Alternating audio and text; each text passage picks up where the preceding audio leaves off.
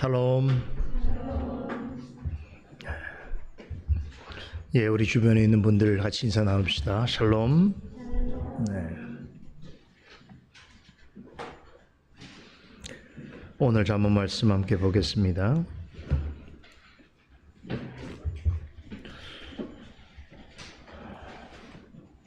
오늘 잠언 말씀은 17장 15절로 19절 말씀까지입니다.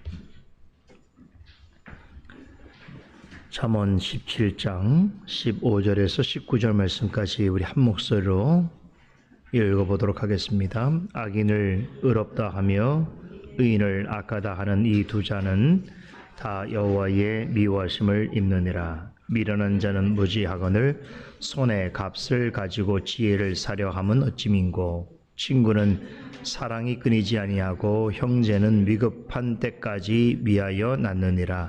지혜 없는 자는 남의 손을 잡고 그 이웃 앞에서 보증이 되느니라. 다툼을 좋아하는 자는 죄가를 좋아하는 자요 자기 문을 높이는 자는 파괴를 구하는 자니라.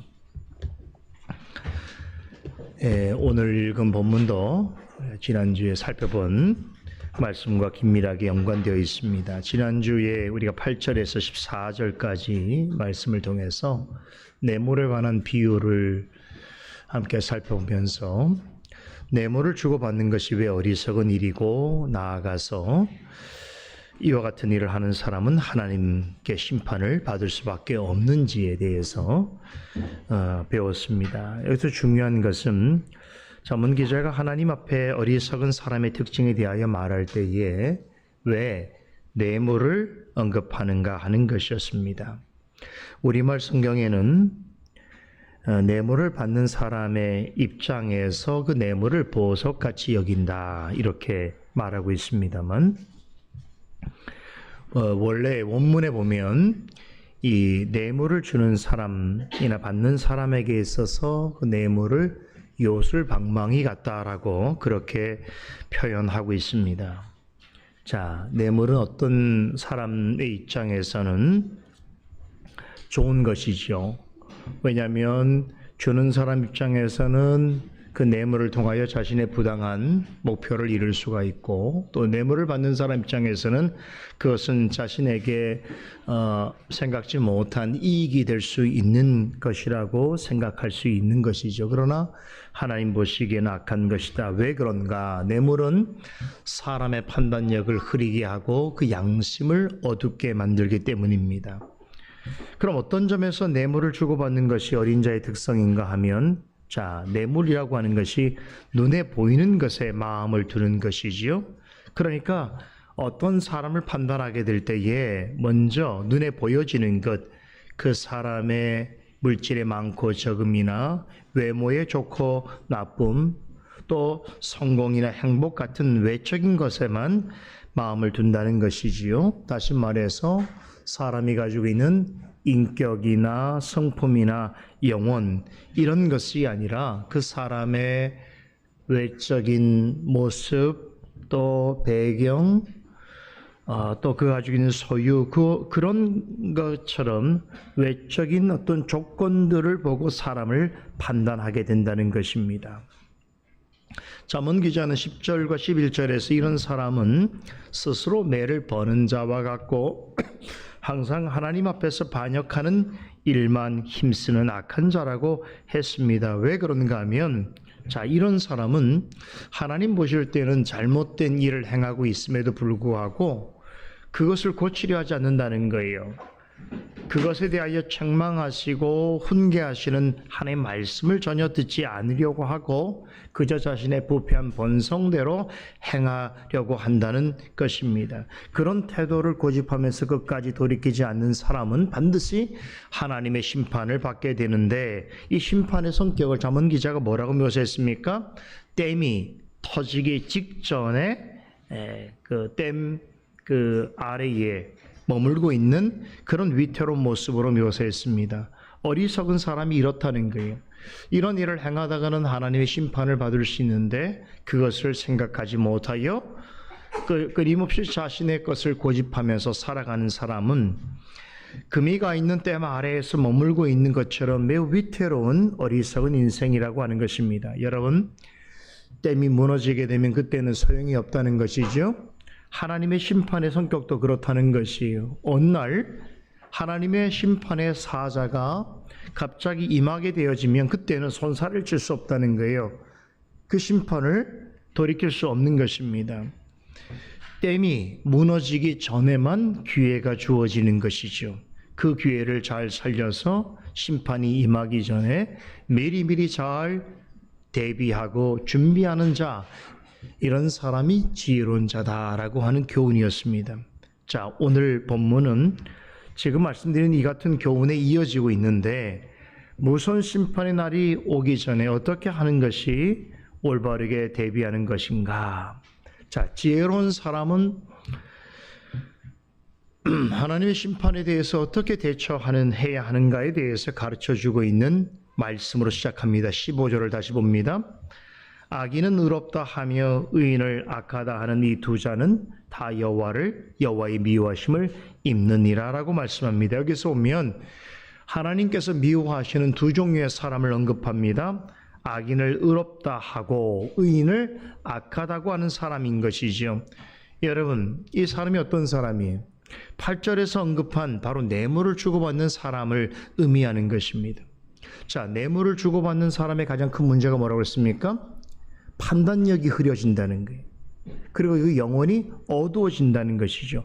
그런 거로 인해서, 자, 의인은 의로운 일을 행하는 사람은 악하게 여기고 악한 일을 하는 사람은 오히려 의롭다고 여기게 된다는 거예요. 사람을 잘못 판단한다는 거예요. 이런 사람을 하나님께서 미워하신다라는 것입니다. 자, 이런 교훈에도 불구하고 계속해서 말씀을 귀담아 듣지 않고 자신의 잘못된 생각을 고집하면서 살아가다가는 불시에 마치 댐이 어느 날 갑자기 터지듯이 그러한 하나님의 심판을 겪을 수 있다는 것입니다. 이런 심판이 일어나기 전에 먼저 해야 될 것이 하나님의 말씀이 경고일지라도 그 말씀을 잘 듣고 준비해야 한다는 것을 이야기하면서, 자, 이게 15절이 강조하는 바인데요. 16절은 하나님의 심판이 마치 예고 없이 무너지는 댐처럼 불시에 쏟아지기 전에 지혜로운 자로서 미리 준비하고 있어야 할 구체적인 일을 교훈하고 있습니다. 16절 보겠습니다. 미련한 자는 무지하거늘 손에 값을 가지고 지혜를 사려 함은 어찌 민고라고 되묻습니다. 자, 잠언 기자는 미련한 자의 한 가지 태도를 통해서 무엇이 지혜인가에 대해서 가르치고 있는데, 자, 미련한 자가 어떻다고요? 자신의 손에 있는 어떤 것으로 지혜를 사려고 한다는 것이에요. 자, 여러분 무슨 뜻인지 아시겠습니까? 어리석은 사람은 마치 자신의 손에 있는 뇌물 있잖아요. 그 뇌물을 가지고 무엇을 이룰 수 있다고 생각하는 것처럼 자신의 손 안에 있는 어떤 것으로 지혜를 얻을 수 있다. 자신의 손 안에 있는 돈을 주고 마치 물건을 사거나 사람의 마음을 얻을 수 있는 것처럼 돈을 가지고 하늘의 지혜를 살 수 있다고 여긴다는 것이죠. 이런 사람의 생각이 뇌물을 주고받는 사람의 마음과 똑같다는 거예요. 뇌물을 주고받으면서 자신이 원하는 것을 얻을 수 있다고 생각하는 것처럼 나의 손 안에 있는 무엇을 가지고 하늘에 있는 지혜를 얻을 수 있다라는 착각을 가지고 있다는 거예요. 자, 16절은 그래서 이런 사람, 돈만 있으면 손쉽게 지혜를 얻을 수 있고 또 하나님의 임하는 심판도 면할 수 있다라고 생각하는 사람들의 그 실상을 아주 신랄하게 비판하고 있는 것입니다. 그럼 이런 사람들이 이런 생각을 하는 이유가 뭐냐? 잠언 기자는 무지하기 때문이라고 말하는데 우리말 성경에 보면 무지하거늘이라고 이렇게 번역하고 있죠. 이 말의 원뜻은 무지하거늘이라는 뜻이 뭐냐면 마음이 없다는 것입니다. 그럼 마음이 없다는 게 뭐냐면 분별력이 없다는 뜻이죠. 저 사람은 마음이 없다는 것은 여러분, 생각하는 기능이 없다는 것이 아니고 옳고 그름을 판단하지 못한다, 이런 뜻입니다. 그러니까 지혜가 없는 사람은 자신의 손에 있는 그 무엇으로 하늘의 지혜를 살 수 있다고 생각한다는 것이. 그런데 하나님의 지혜는 돈을 주고 살 수 있는 것이 아닙니다. 돈이 많다고 해서 하나님의 심판을 면할 수 있는 것이 아닌 것이죠. 우리 누가복음 12장에 나와 있는 어리석은 부자에 관한 비유 잘 아시죠? 한 해 동안 많은 소출을 얻은 부자가 큰 창고를 지어놓고 자신의 모든 곡식과 물건을 쌓아두고는 자신이 영혼을 향해서 뭐라고 말했습니까? 내가 이제부터는 평안히 쉬고 먹고 마시고 즐거워하리라 라고 그렇게 다짐했습니다. 이 부자 입장에서는 충분히 그렇게 생각할 만하죠. 그런데 그를 바라보시는 주님께서 부자를 향해서 뭐라고 책망하셨습니까? 이 어리석은 자여, 오늘 밤에 너의 영혼을 도로 찾는다면 네가 장만한 것들은 누구의 것이 되겠느냐라고 책망하셨습니다. 무슨 얘기죠? 하늘의 지혜는 여러분, 사람이 소유하고 있는 어떤 소유 그 자체로 얻을 수 있거나 만족할 수 있는 것이 아니라는 것입니다. 사람이 행할 수 있는 어떤 선행이나 사람이 가진 어떤 지식으로 가질 수 있는 것이 아닙니다. 제 삶과 구원도 마찬가지예요. 사람에게 있는 그 무엇으로 얻을 수 있는 것이 결코 아닌 것이죠. 이것은 오직 하나님의 값없이 베푸시는 은혜로만이 얻을 수 있습니다. 여러분, 영원히 죽어 마땅한 죄인이 도대체 얼마 정도를 드리고 바쳐야 하나님의 심판과 저주를 면할 수 있을까요? 이에 관하여 마태복음 18장에 우리가 잘 아는 비유가 나오죠. 바로 1만 달란트 빚진 자의 비유인데요. 여러분, 그 비유가 말해주듯이 우리 개인이 하나님께 진 빚은 그 어떤 것으로도 갚을 수가 없다는 거예요. 1만 달란트는 사람으로선 도저히 갚을 수 없는 무한대의 빚을 말하는 것이, 하나님 앞에서 어떤 내가 스스로 생각하기에 선하다고 하는 행위라든가 좋다고 하는 지식으로도 하나님 앞에 그것으로 의롭다 함을 얻을 수 없는 것입니다. 죄 사함의 은혜와 구원의 은혜는 오직 그리스도 안에서 오직 은혜와 오직 믿음으로 말미암아 오직 무상으로 주어지는 것입니다. 따라서 자신의 손안에 있는 무엇으로 하나님의 지혜를 사고 하나님의 심판을 면할 수 있다라고 하는 생각은 참으로 어리석고 교만하다라는 것이죠. 하나님의 자녀로서 받는 죄사함의 은혜와 구원의 은총은 세상에서 자기가 원하는 어떤 것을 내 것으로 사고 얻는 그런 방식과는 전혀 다르다라는 것입니다. 우리가 내 안에 있는, 내가 소유하고 있는 그 어떤 것으로 하나님의 지혜를 얻을 수 있겠거니 또 하나님의 심판을 면할 수 있겠거니 생각하는 것은 큰 오산인 것입니다. 이 사실을 17절에 이렇게 설명합니다. 친구는 사랑이 끊이지 아니하고 형제는 위급한 때까지 위하여 낳느니라 라는 말씀이, 자, 이 말씀만 떼놓고 생각해보면 어떤 교훈 같습니까?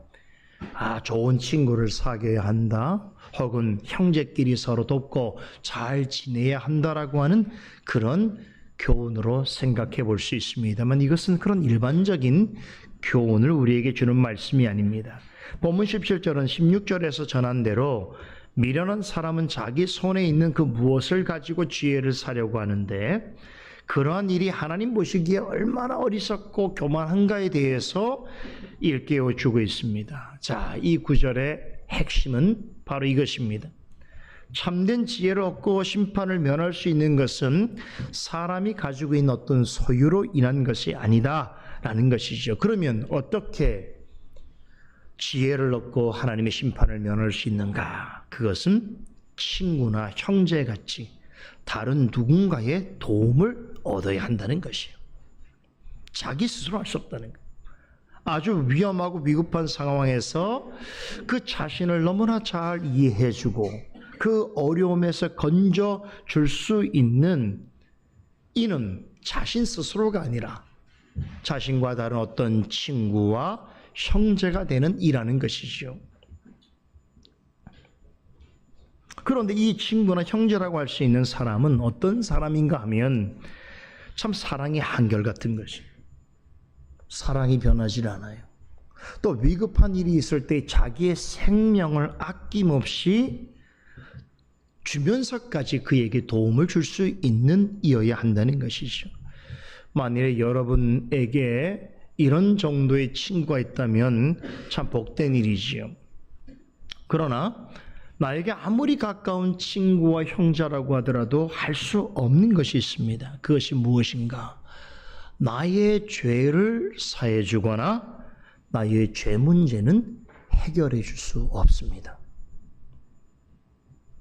더군다나 영원한 저주와 심판으로부터 나를 건져줄 수 없습니다.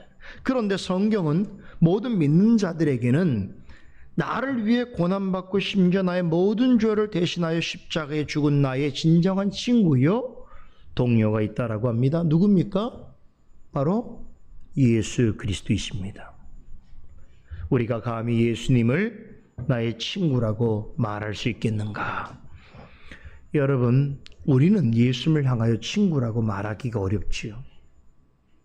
그런데 그럼에도 우리가 감히 그리스도를 나의 친구라고 부를 수 있게 된 것은 그분이 우리를 향하여 먼저 친구라고 말씀해 주셨기 때문입니다. 요한복음 15장 15절에 이 사실을 이렇게 전합니다.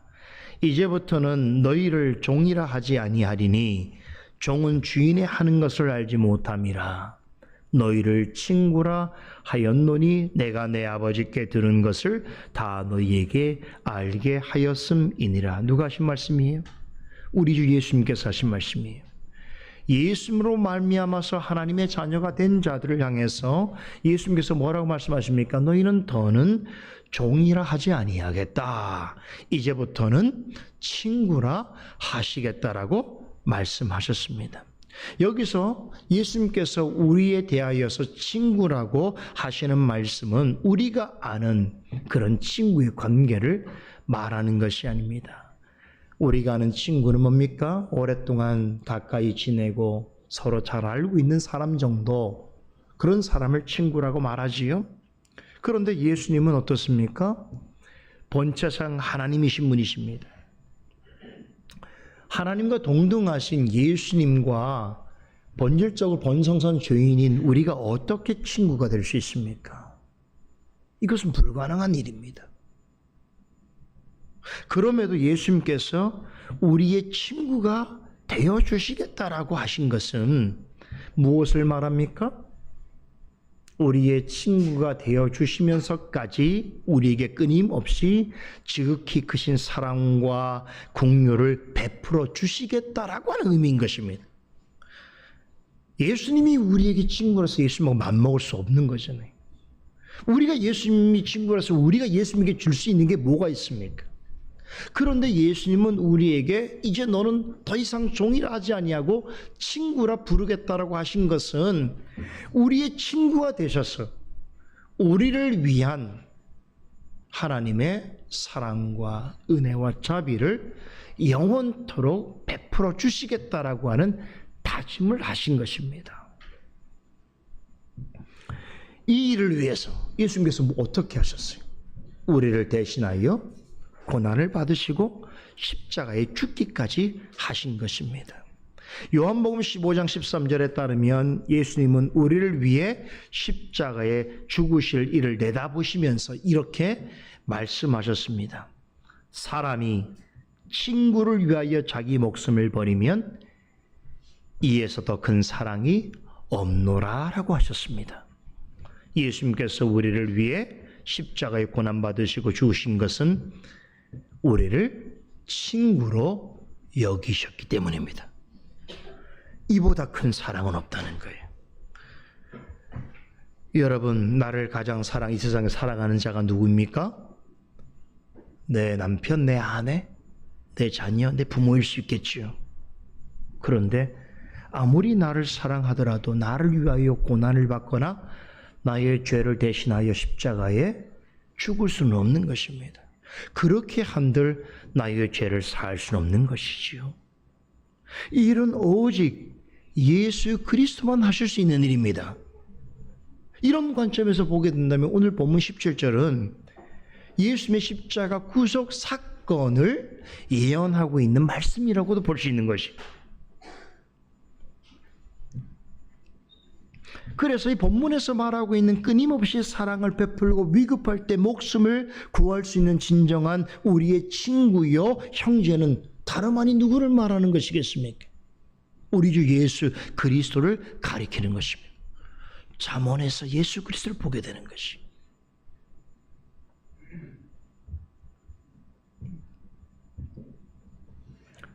예수님께서 우리를 친구라고 말씀하실 때 우리가 예수님의 친구가 될 만해서 하시는 말씀이 아닌 것이, 예수님께서 자기 생명을 십자가에 희생하면서까지 우리를 위해 영원한 사랑을 베풀어 주신 그 결과로 인해서 우리는 예수님의 친구가 될 수 있게 된 것입니다.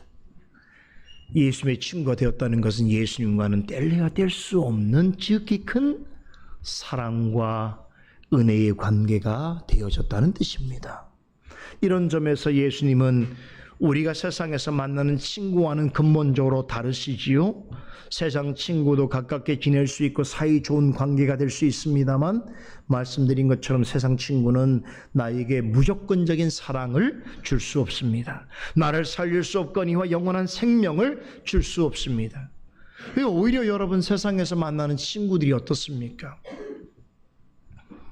처음엔 친구인 것처럼 생각이 들었지만 시간이 지나면서 보면은 친구 사이에 오해가 생기기도 하고 어떤 일로 인해서 미워하기도 하고 심지어 친구인데도 불구하고 나중에 배신하기도 하는 것이죠. 그런 경험을 한 사람들은 사람을 잘 못 믿게 되는 것이죠. 여러분, 세상에서 만나는 친구는요, 친구라고 하더라도 정작 내가 힘들고 괴롭고 고통스러울 때 나와 함께 할 수 없는 것이. 그렇죠? 이게 세상의 친구의 한계죠. 어떻게 나의 고통과 나의 어려움을 대신할 수 있습니까? 그러나 우리 주님은 십자가를 통해서 우리에게 세상에서 찾을 수 없는, 볼 수 없는 영원한 사랑과 자비를 베풀어 주셨습니다. 그 사랑으로 인해서 우리에게 영원한 생명을 얻게 해주실 뿐만 아니라 우리가 영원한 하나님 나라에 들어갈 때까지 언제 어떤 상황에서도 우리에게 임마누엘로 함께 하십니다. 우리의 진정한 친구의 형제이신 우리 주 그리스도는 여러분, 세상 끝날까지 우리와 함께 하시겠다고 약속하셨습니다. 어떤 상황과 형편에 있든지 우리를 도우시고 보살피시고 인도하시겠다라고 약속하셨습니다. 이런 완전하고 영원한 사랑을 우리에게 영원토록 베풀어주는 친구는 오직 우리 주 예수 그리스도밖에 없습니다. 우리 그리스도인들도 세상을 살아가는 동안 친구가 필요합니다. 그럼에도 한 가지 꼭 기억을 해야 할 것은 우리의 진정한 친구는 그리스도밖에 없다. 이 사실을 기억하셔야 돼요.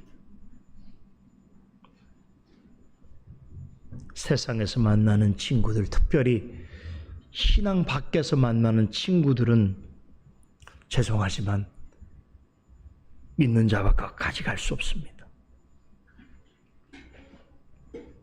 언젠가는 그 친구와의 관계 속에서 서고 중단해야 할 일들이 있습니다.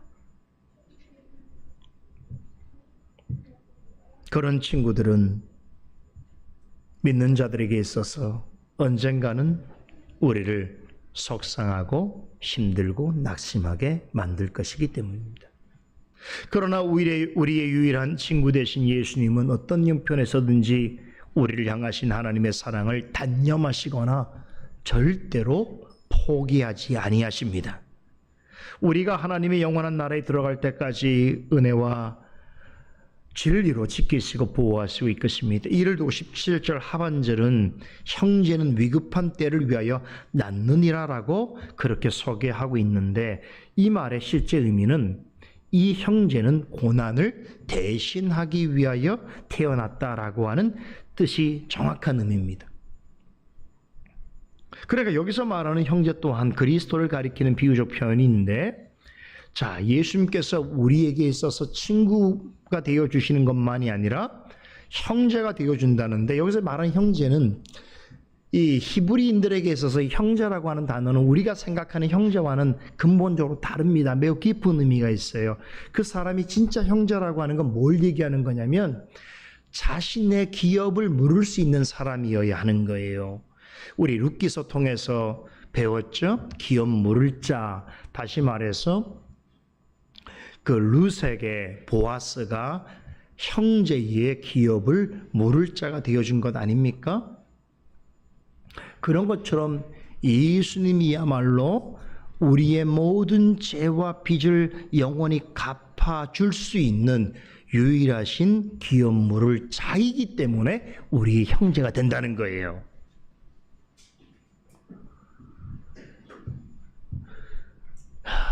기업 물을 자라는 게 무슨 뜻인지 아시죠? 그 형제가 곤란 일을 당하거나 아니면 자신의 채무를 갚을 수 없게 되었을 때에 어떻습니까? 그 형제가 되는 자들이 그 일을 대신해 주는, 심지어는 아이를 낳을 수가 없다고 한다면 그 형제가 대신 아이를 낳게 해주는 것도 그런 의미인 거예요. 자신에게 갚을 수 없는 그런 빚을 누군가 청산해 주는 자를 말하는데, 그런 자, 구약에 말하고 있는 기업 물을 자는 예수 그리스도를 가리키는 것이. 그래서 그리스도가 온다오면 더 이상 육신적인 기업 물을 자의 전통은 사라지게 된 거예요. 왜냐하면 그리스도를 표상하는 제도이기 때문인 것이죠. 그렇다면 지혜 있는 자는 어떻게 해야 하는가? 18절을 보세요. 18절을 보시면 지혜 없는 자는 남의 손을 잡고 그 이웃 앞에서 보증이 되느니라 라고 하는 말씀인데, 이 말씀은 지금 제가 설명드린 대로 그리스도에게 적용할 수 있는 이야기입니다. 자, 제가 방금 전에 우리 잠언서에서 말하고 있는 진정한 친구와 이웃이 누구를 가리킨다고 그랬습니까? 예수 그리스도시요. 그런데 18절을 보게 되니까 지혜 없는 사람은 누구의 손을 잡는다고요? 다른 사람의 손 잡는, 다른 사람에게 도움을 구한다는 것이. 또 그는 어떻게 한다고요? 그 이웃 앞에서 보증이 된다고 말합니다. 여러분, 보증 선다는 게 어떤 의미인지 제가 말씀드렸죠. 성경적 의미로 말하면 보증 선다는 것은, 여러분, 내가 보증을 서는 그 사람과 공동 운명체가 된다는 걸 말하는 거예요. 그래서 여러분, 보증 쓰는 것은 굉장히 주의해야 된다는 의미가 그런 것이에요. 내가 보증을 잘못 서게 되면 어떻게 됩니까? 그 사람과 공동으로 책임져야 하는 일이 나에게 주어지기 때문에 사실상 잘못 서게 되면 두 사람이 다 망하게 되는 것이. 그런데 어리석은 사람은 어떻게 한다고요? 예수님이 아닌 다른 무엇과 누구와 손을 맞잡고 예수님 말고 다른 누군가와 계약을 맺는다는 것이. 그렇다면 그 사람이 잘못되면 나도 동시에 공동 운명체로 잘못되는 것이에요. 내가 잘못돼도 그 사람이 잘못되는 것이에요. 다시 말하자면 예수님이 아닌 세상의 그 누군가, 어떤 무엇은 우리의 영혼을 책임져 줄 수 없다는 것입니다.